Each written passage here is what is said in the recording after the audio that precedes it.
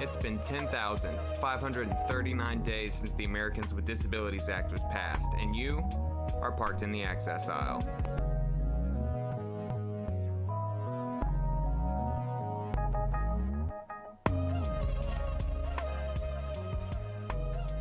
Good morning and welcome to the access aisle. My first name is Boris and my last name is hard to say. This month we're going to be talking about service animals, but before we get to the interview, I'd like to set the scene a little bit with a quick history lesson. The month was June and the year was 1928. The world was in recovery from the end of the First World War and still 90 years away from the release of Drake's fifth studio album. Nashville-born Morris Frank and his dog Buddy stood on West Street in New York City, surrounded by wide-eyed reporters with all eyes fixed on them. They watched in awe as Morris and Buddy stepped into the roadway and made it all the way across the street with not a single misstep, setting the news world on fire with the story of the 20-year-old blind man from Tennessee who regained his independence with the service of a dog. Morris and Buddy would go on to be the founders of the first and now oldest guide dog school in the United States, the Seeing Eye. Now with that out of the way, let's introduce our guest today. Hey there, my name's Emily Beasley. I am the Youth Leadership Coordinator here at Able, South Carolina, and my dog's name is Tucker. Good morning. My name is Dori. I'm the Director of Community Outreach and Consumer Rights for Able, South Carolina, and my service dog is Shaq. Okay. So, Emily, how did you decide or come to the decision that you needed Tucker? Yeah, so Tucker is an emotional support animal, which means he's not a service animal and the rights are a little bit different. But I needed more support at home than I did out in public. And so I decided to get Tucker when my depression got really bad and my anxiety got really bad. And so we looked around and went to a breeder who had several other dogs be used as service animals in ESAs, and so we went with her and I picked him up. I've had 4 service dogs total, and all 4 of my service dogs have come from accredited organizations under Assistance Dogs International. And I spent a lot of time doing research from when I lived in Maryland and then I moved to South Carolina. It was essential to me that if I was going to get a service dog, I wanted to make sure it was a viable service dog from an organization that had experience working with service animals. And for me, I started to notice that doing the typical everyday things like getting dressed, putting my coat on, trying to pick things up from the floor, trying to transfer from my wheelchair to other surfaces like chairs, bathrooms, etc. And really thinking about where I was expending energy. I was expending energy. It would take me 2 hours. I would go to work 2 hours early to take off my coat. And that was not energy I needed to expend. If you know me, I'm a very active person. I like to be in the community. I like to work. I like to volunteer. And in order to do that, I knew I needed something that would provide me assistance to do that. But I wanted it to be in such a way that I wasn't having to be reliant on people, but still in a way that demonstrated to others that all of us can use different accommodations to achieve the goals that we want to. Okay. And Emily, how is that similar or different to what you went through? Yeah, so it's a little different. So with emotional support animals, they do not have to be professionally trained. They don't have the same public access rights, though, as service animals. So like I said, I can't take Tucker into public with me, but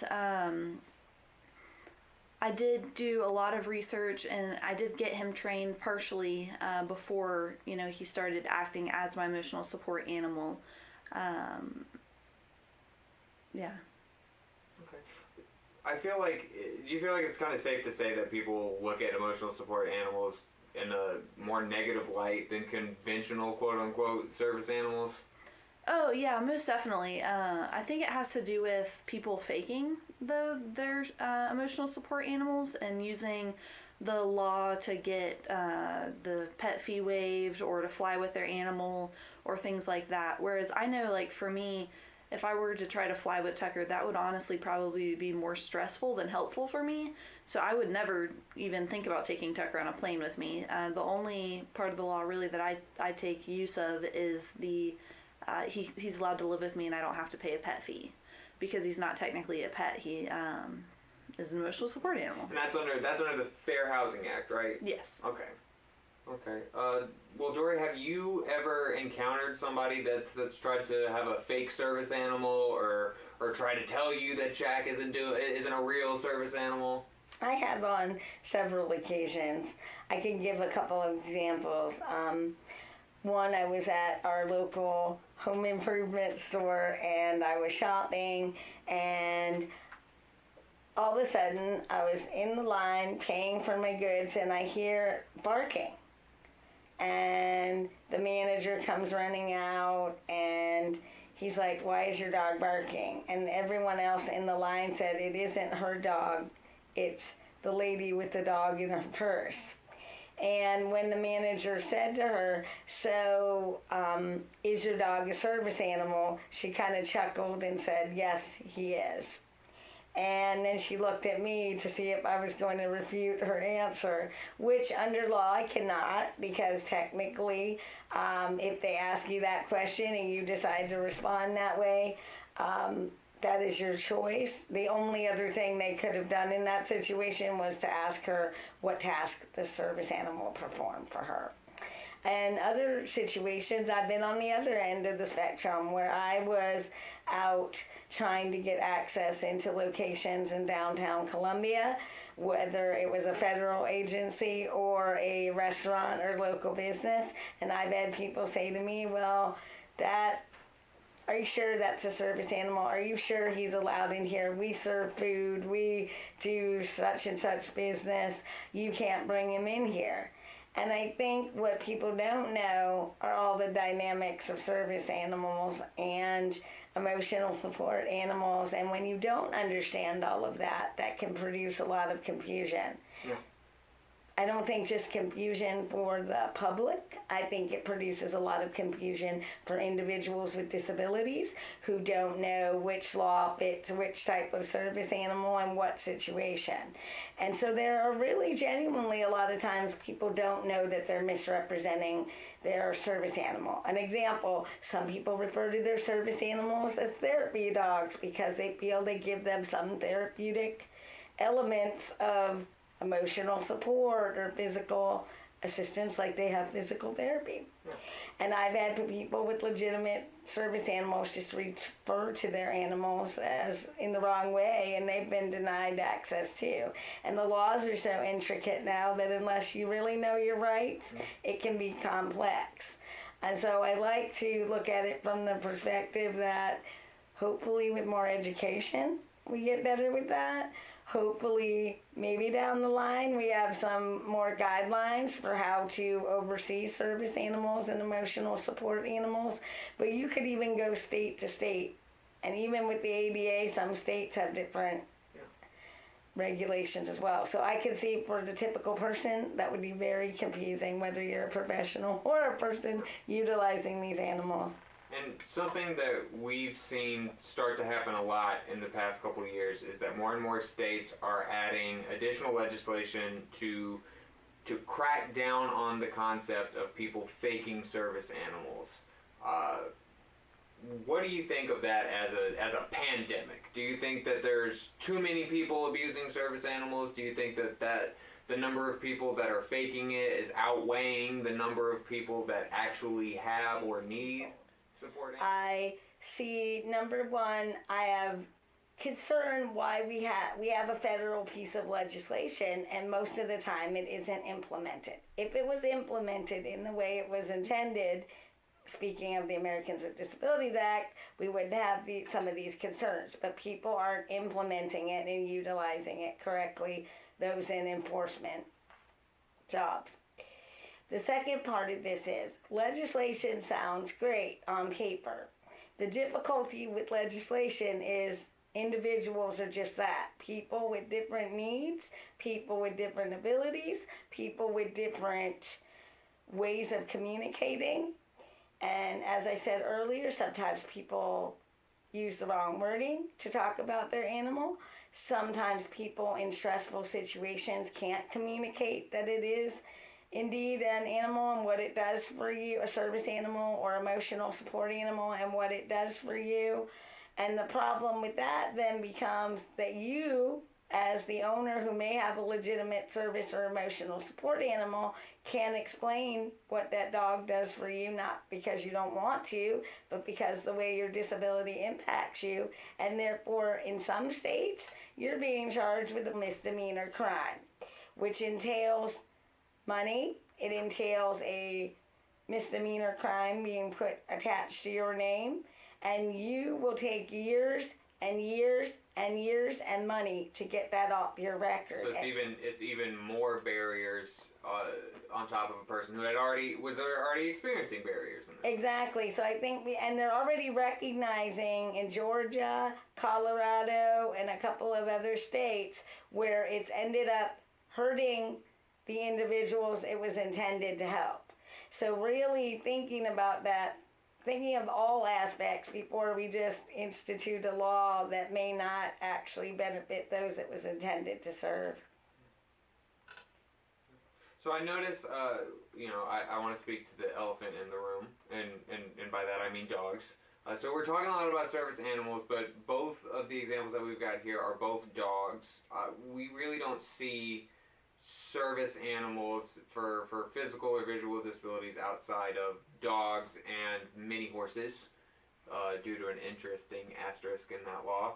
But on the emotional support animal spectrum, you see a lot more diversity in that, which I think kind of lends to that public perception of maybe, oh, well, what is a chicken going to do for you that a dog doesn't do? Emily, do you have any thoughts on that? Yeah, so when I was looking at emotional support animals and deciding which kind I should get, I really went with dogs just because, they're man's best friend and everyone loves dogs. And, that seemed like the best fit for me. But all animals can provide support. I do think that different animals may be taken less seriously, but not because they're not providing that emotional support, but that people just don't understand how that support could be provided. So it sounds like it's a lot of just public perception being warped. What are some things that we can do to help educate the public or show the importance and the legitimacy of emotional support animals? I think people being more open about them. I think because of public perception of people with emotional support animals and people that think that we are faking it or just using it to fly for free, have their animal fly for free, or not have to pay a housing fee. I think that people misunderstand, but if more people were open about their animals in general and how they do actually help them, then I think that other people might start to see that it doesn't just have to be dogs. Does Tucker have any specific skills or actions that he takes when you're feeling particular anxiety or any kind of symptoms that he can pick up on? Yeah, so Tucker's been trained in a couple of different ways. One way is that he alerts me to my anxiety, either by coming over and nudging me or jumping up on my leg if I'm standing. And then, because he's pretty small, he's all of 20 pounds. Then the other task that he's been trained to do is called pressure, and so that's when he comes over, and if I'm sitting, he'll lay on my lap, and if I'm laying down, he'll lay on my stomach or my chest. And both of those, he knows how to do it on command, but he'll also do it if he picks up on me becoming particularly anxious, or if I'm crying, or if I'm just super depressed. He's really good at picking up on those kind of things. And then of course he does just provide general emotional support in that I'm really happy when I'm around him, and he brings me a lot of joy. So in a real sense, there are certain tasks that he's been trained to do that directly benefit your disability, right? Yes, but that is also kind of unique to my situation. Emotional support animals don't have to be trained in specific tasks to help. I just decided that I did need help in these supports at home, but I didn't need a full-blown service animal to take out with me in public, because generally I was around other people in public that could help me fulfill my needs that I wouldn't otherwise be able to. Okay. And Dori, same kind of framing for Shaq, I've seen around the office some of the things that Shaq's done for you, and I know you mentioned earlier some of the things that you felt like you needed help with that Shaq can give you some additional independence for. So what are the ways that Shaq helps you that you feel like a person couldn't? In what ways does having a service animal beat out having a PCA? I think being a person who wants to be as independent as possible, people have their merits in a whole lot of different areas. But to be honest, I think having a service animal empowers you. It allows you not to be dependent on somebody who may or may not have other responsibilities that they have to take care of. Also, being a person who uses a PCA as well, there are different dynamics to it. Having a PCA who had to pick up my cell phone 10 times that I drop it, usually during a day. Having a PCA who had to help me transfer every second of the day when I want to transfer at home from my bed or from the wheelchair to the bathroom toilet to my wheelchair to a chair or sofa. My service dog can take notes back and forth or remote control with things for me and my husband. There's a lot of essentialness that people forget. People think people are the answers, not in all cases. Sometimes elements of people are more enabling than animals who empower you.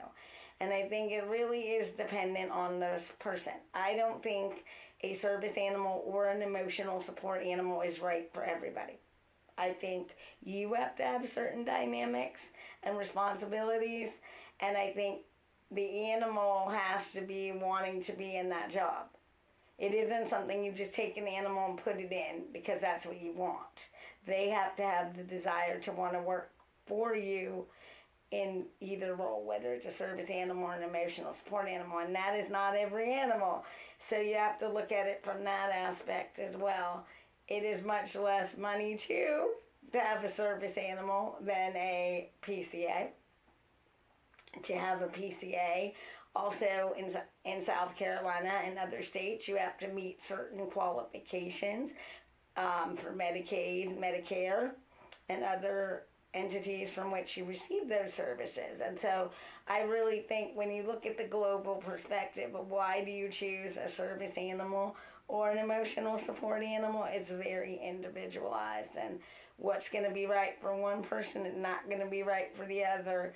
And whether I choose I want an individual to assist me or whether I choose I want a service animal to assist me is also individual wants and needs based as well, because I don't think one is any better than the other. To say that to someone, I feel personally that's for me it's a better choice, but for somebody else, just like the independent living philosophy says, it's really the choice of you and what works best for you. Awesome.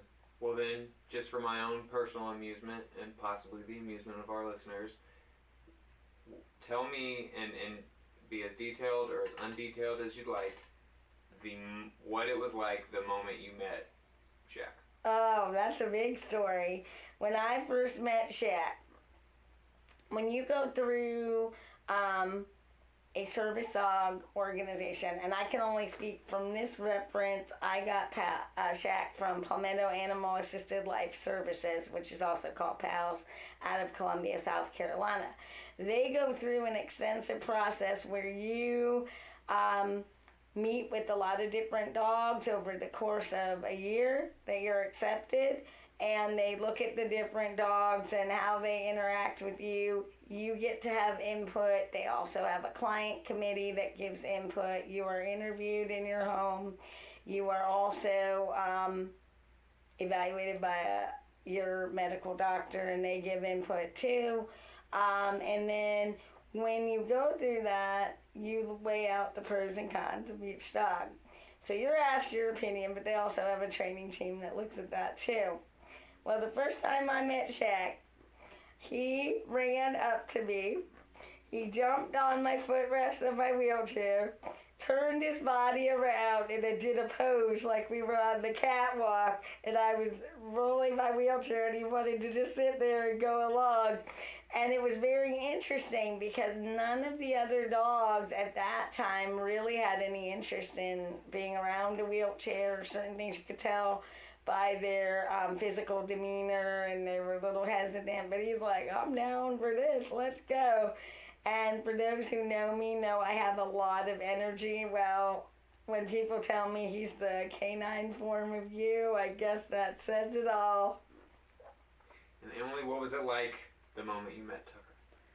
The moment I met Tucker wasn't as entertaining as as the moment Dori met Shaq, but when I took him home, we got him from a breeder out in Georgia, and when I took him home, I felt at peace, and I felt like, I had made the right decision. There was a lot of testing that went into picking the right dog. It was down between two puppies, and just something about Tucker's demeanor just seemed perfect for me. And I took him home, and he was still this little fuzzball, and I set him in the grass, and all he wanted to do was follow me around and be right next to me. And that really was, he has become my best friend, and I knew that day that he would be my best friend, and that, even if I don't want to give him all of my attention because I'm feeling like particularly depressed or anxious, all he wants to do is make me happy and be right by me, and, I don't have to be giving him direct attention, and he's still just chilling right by me, and, he has my back. So, yeah, I'd say peaceful describes, the moment I met him. That's awesome. I'd struggle to think of what more you could want from an animal.